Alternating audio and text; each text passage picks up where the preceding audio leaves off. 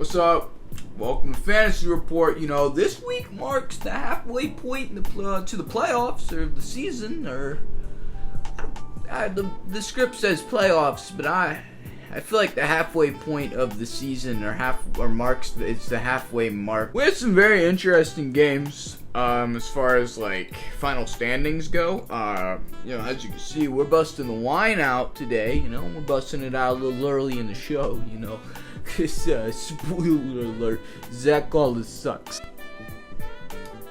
So to start, we saw the 14th seeded Fungus Trevors beating the absolute shit out of the 10th seed Watson's Home for Rapists. Dan, who was sitting at 11th seed, ended up beating the hell out of the 9th seed Testicle Twisters, which effectively takes Christopher out of the hunt for the time being. Zilf somehow ended up being in like a semi-close game, but he keeps a narrow spot in the playoffs after he barely beats Ben, who had like fucking 5 players on bye week. And the game I was paying attention to the most came from the 4th and the 5 seed, Luke and Fennell, where thanks to Travis Kelce's 35, Luke was able to further solidify his spot in the playoffs, putting Fennell down just 1 loss away from losing his spot in the playoffs. And I don't know, just maybe I'm not squeezing. Maybe Couch gets in too, huh? Maybe Trevor. So Cody kept his first seed placing after surviving a narrow victory against the 3rd seeded Drunk Drivers, after San Fran, who needed to score 9, got -3 instead. Yeah. Our game of the week is this game I'm about to talk about. Is really only because it had the best storyline out of all the games. Regardless, though, Couch had a 15-point lead going into Monday with Addison left to play. Although Alex still had CMC, who I am sure he's happy he didn't trade for Gaskins and OBJ a few years ago. Because, man, that dude dropped like 22 points. Which would have been enough, but unfortunately for him, unfortunately for us, man, good fucking shit, Couch. Fortunately for me, Addison had a career night, dropped 31, and kept Couch's pace to take over a spot in the playoffs very alive. I don't have any bit for this.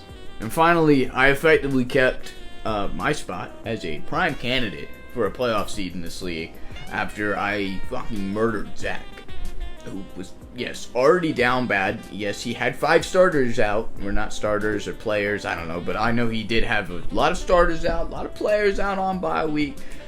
But it really and truthfully, Deshaun dropped -1.8. All I can think is this motherfucker wishes he had 6 players on bye week. Am I right? Huh? Am I right? So, yeah. What kind of a big deal? I've fallen in the past, but now I'm him, and you're a bitch, and I hate my parents, yeah. So, we're gonna go ahead and pull up where Vegas ranked each team at the start of the season, and, see how that's going. I think this show is truly just an excuse to drink.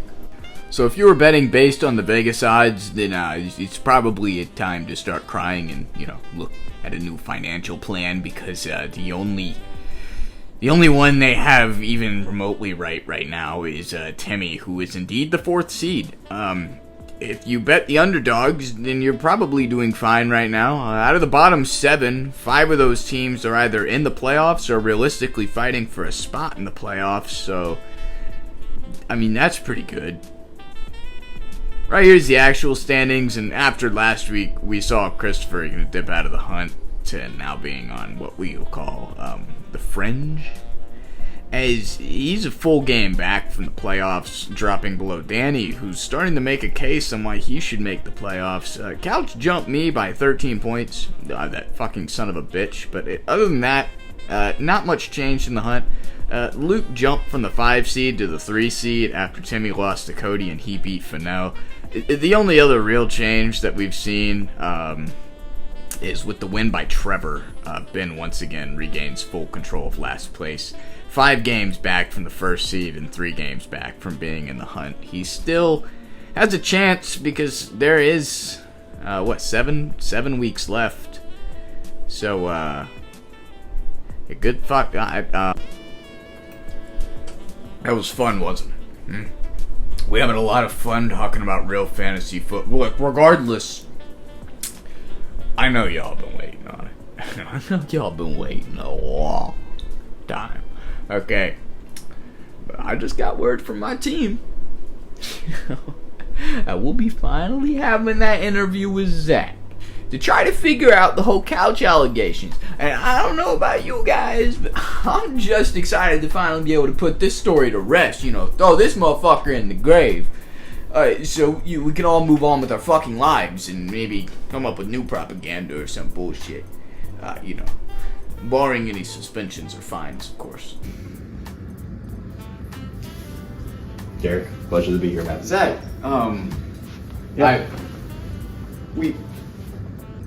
we met Hollis. You guys are. I got it. I thought we were gonna eat vanilla in this interview. Look, you can't. Zach, it's good to have you on, man. I guess so, yeah. Yeah. We were just. You know what, man? We got questions for you too. Okay. As far as from what off the top of my head, I know you're in a must-win situation. Obviously, your team's been looking a lot better, but you also can't really afford to lose probably another game. I mean, what are we? We have 7 weeks left. We're at the halfway mark. You are what? Two wins? Yeah, I'm 2-5 right now. 2-5 right now. So you are, I believe, currently 2 games back from being in the hunt to the playoffs. Do you have like a plan in place? Like, what is the idea, the mindset of your team moving forward? Are you looking for playoffs? Are you looking to not go last place? Yeah. Like, is the playoffs even a thought for you right now, or? So, good question, Derek. My mindset's gone back and forth throughout the season. With Deontay Johnson being out right off the bat, and my wide receiver situation looking pretty bad, I was just hoping not to get last place. That held on for a while, got a couple wins. Week 1, nail biter versus Benjamin. That was really good for me. So, long story short, the first part of the season just didn't want to lose. Now with Deontay Johnson back, I think I've got a pretty good team. Quarterback situation awful, but I got a good team. If we can get some wins out these next couple of weeks, who knows? Yeah, I mean, speaking of Deshaun Watson, he stated several times he does not want to play for your organization. It did not appear like he was very happy when the signing went down and he was playing for you. I mean, are you looking for trade partners? The waiver wire is dog shit at the moment. I mean, are you looking to play the waiver? Are you looking for trades for Deshaun Watson at this point? Because he's not worth a lot. He's a locker room issue, obviously. I mean, you've seen it in the rest of your team's performance just based on his. I mean, last week, what'd you have? 5 guys on bye week, and you might as well have had 6 with Deshaun Watson playing, giving you like negative. They can give me negative points. Yeah. 1.8. The situation is, yes, I'm open to options as far as quarterback. I mean, I'm starting Mac Jones this week. That's you're in a bad spot in the quarterback room if you're starting Mac Jones. Shout out Trevor. However, the rest of my team is looking pretty good. So I don't know if I really want to sacrifice giving up Joe Mixon or giving up some of my other running backs. And my wide receiver room is finally good. So if we get a good trade out there, I'm open, right? But can I survive with one bad link? That's also a possibility. It is possible. I mean, plenty of teams have won without a quarterback. I mean, you're talking.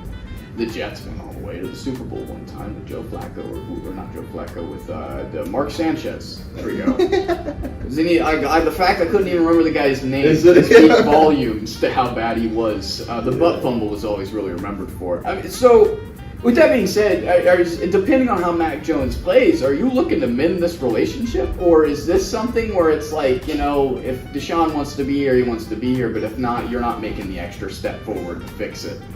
On my team personally, as far as the Browns go, I mean, I hope that works out as a Browns fan. But I have a really bad habit, and a lot of fantasy owners do too, where they have a team that they like and they draft those guys or pick them up in free agency, and you have this hype about them that's really not there. And it was a big question mark in the beginning of the season as far as Deshaun Watson went. Was he going to be great? Was he going to be bad? I was willing to take the risk. It's not panning out now. With him being injured so much, I mean, we had that Titans game where he actually did good. Besides that, does he really have a role on my team? At this point, I don't think so. But then I got Josh Dobbs, right? Kyler Murray might be coming back, and he's not been doing good the past couple of weeks. And so then I picked Mac Jones off of free agency. It's just a bad situation. Yeah, Mac Jones has not been doing good at all. I mean, he had the 20-point game last week, but other than that, what are the stats? Like 3-0 negative? Yeah, I mean, he's looking like a clone of Deshaun Watson, essentially. It's getting pretty bad. I mean, we got locked out of our questions, so we're just, at this point, kiss me. Fuck, man. Other than that, this week, maybe I'll just hit the lottery, get lucky. I should just do clown of the week and pretend that we hadn't had, maybe nobody will notice.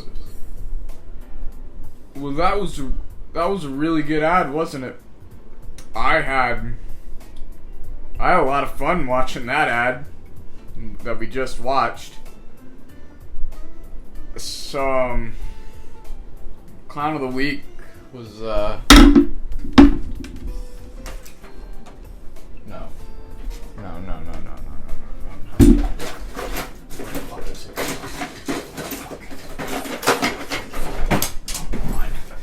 Fucking now. Why the fuck do they have to come today?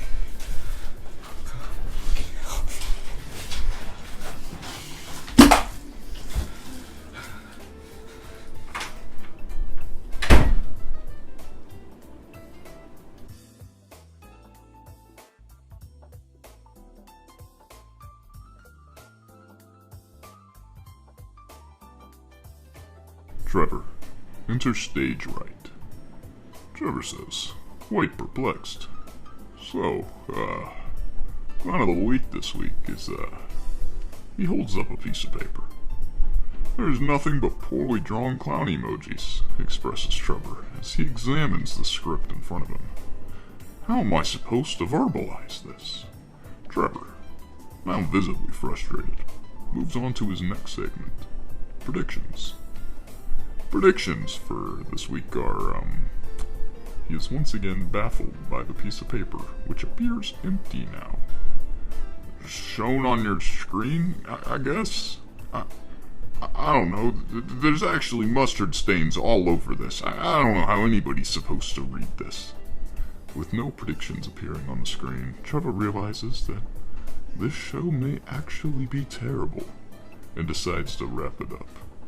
The script says I'm supposed to murder some guy named Lewis, exclaims Trevor, who presumes him to be the creative director, and judging how this show is going right now, he should have just done what the script said.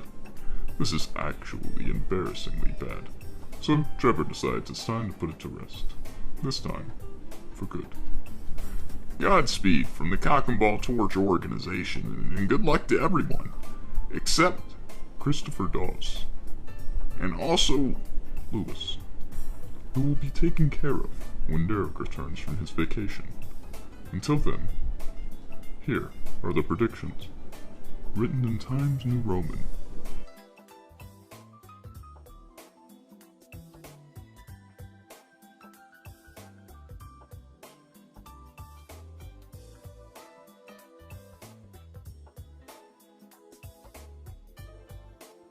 Maybe if you were better than me, I wouldn't have to hurt myself again.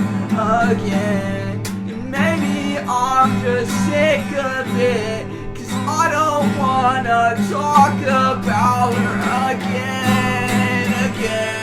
Zach call is such fantasy football.